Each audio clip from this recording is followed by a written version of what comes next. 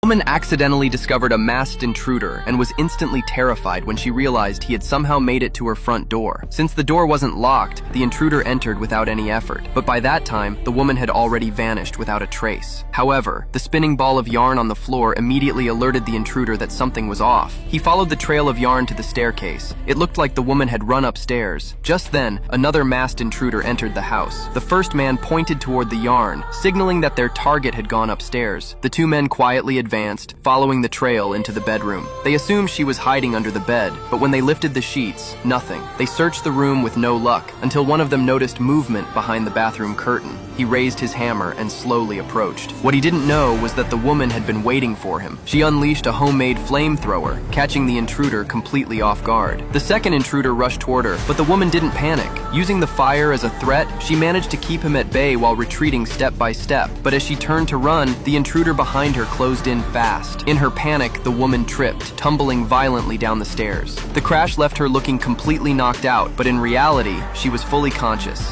When the intruder came closer and kicked her to check, she didn't respond at all, making him drop his guard completely. Seizing the opportunity, she struck back and made a run for it, but she was still a step too late, trapped in a corner with nowhere left to run. In that moment, she knew she couldn't risk making him angrier, so she reluctantly gave in and let herself be tied up. 3 minutes later, the woman was bound and shoved into a car. Just as the intruders were about to drive off and report back, a police car suddenly began following them. It turned out the car they stole had already been reported, which caught the attention of the police. The intruders had no choice but to pull over, but these guys weren't about to go down without a fight. They prepared to battle it out with the cops. Meanwhile, the woman seized the moment and ran. She had no intention of sticking around to get caught in the crossfire.